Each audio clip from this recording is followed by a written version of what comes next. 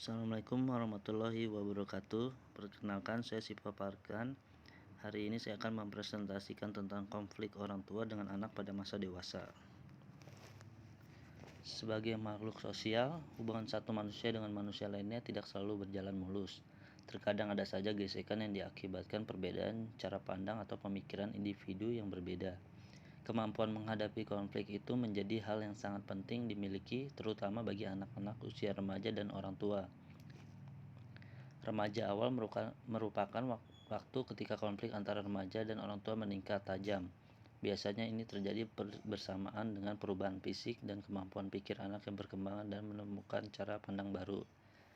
Peningkatan konflik anak-anak dengan diskusi mengikuti perkembangan orang tua remaja seperti perubahan biologis saat pubertas, perubahan kognitif termasuk peningkatan idealisme dan penalaran logis, perubahan sosial yang berpusat pada kebebasan dan identitas, dan perubahan sosial pada orang tua yang memasuki dewasa madya.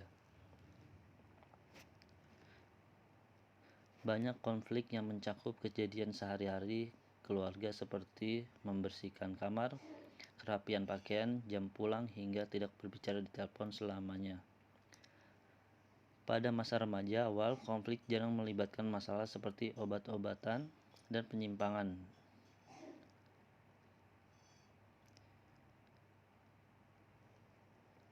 Ada kemungkinan pengaruh pula budaya dan agama yang dapat mengurangi konflik.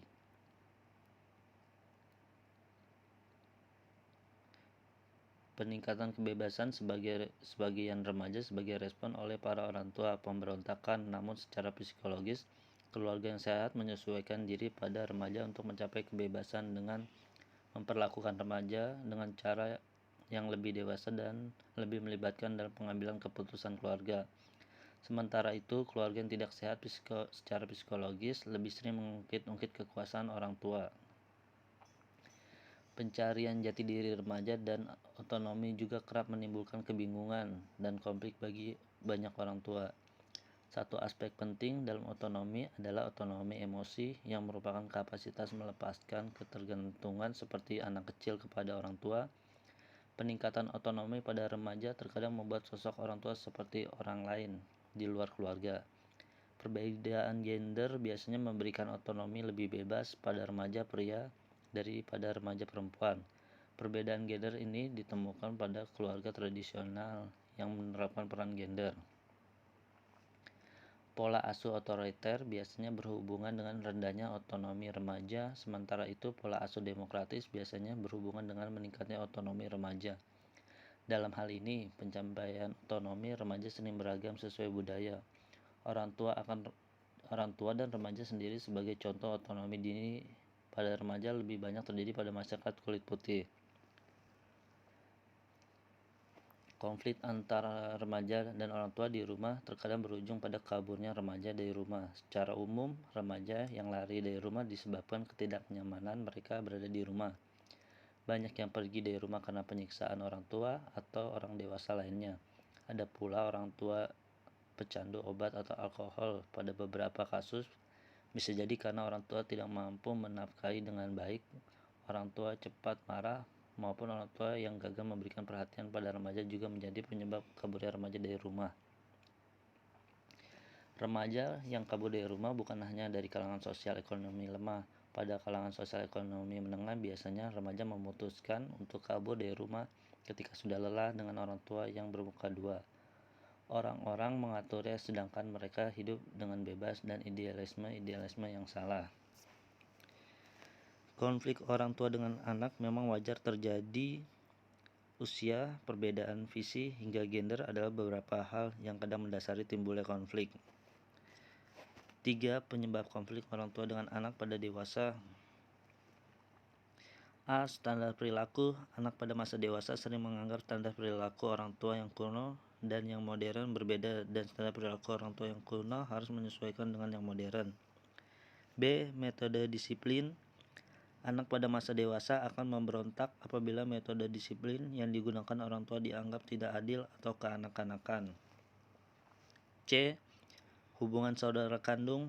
Anak pada masa dewasa menganggap orang tua melakukan pilih kasih dengan saudara sehingga perasaan membenci saudara muncul. 4. Strategi mengurangi konflik orang tua dengan anak. A. Menetapkan aturan-aturan dasar penyelesaian konflik.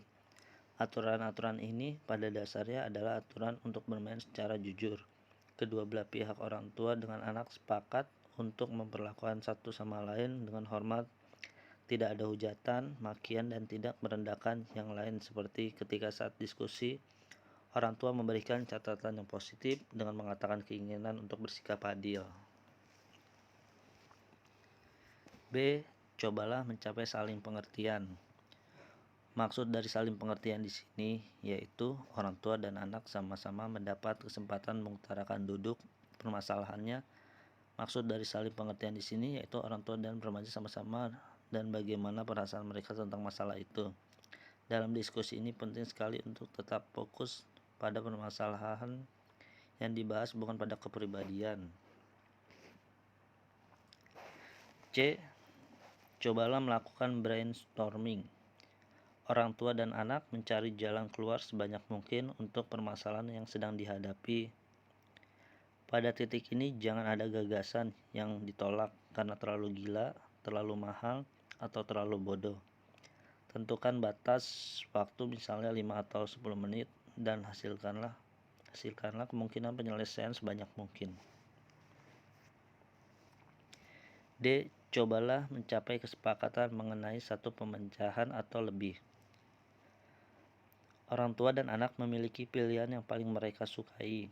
Setiap pilihan tidak boleh dibahas karena akan menghasilkan perdebatan yang berkepanjangan dan kadang-kala tidak membuahkan apapun.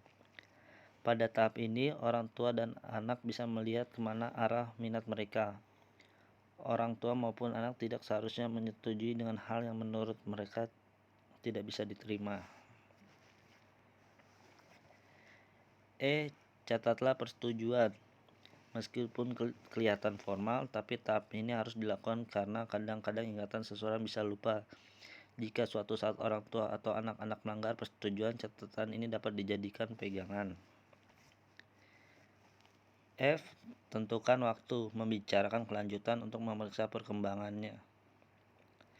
Jika orang tua atau anak tidak mematuhi persetujuan atau jika pemecahan yang disepakati bersama tidak berjalan, sebaiknya diharapkan permasalahan tersebut harus ditinjau lagi. Oke, pada akhirnya konflik antara remaja dan orang tua selalu dapat dipecahkan jika komunikasi antara mereka berlangsung dengan baik dan terbuka. Kondisi antara satu keluarga dengan keluarga lainnya tidak bisa dipukul rata. Berbagai faktor yang telah diungkapkan seperti kondisi fisik, budaya, agama, kelekatan sangat berpengaruh dalam resolusi konflik remaja dan orang tua. Oke, terima kasih untuk presentasi dari saya. Mohon maaf bila banyak kekurangannya. Wassalamualaikum warahmatullahi wabarakatuh.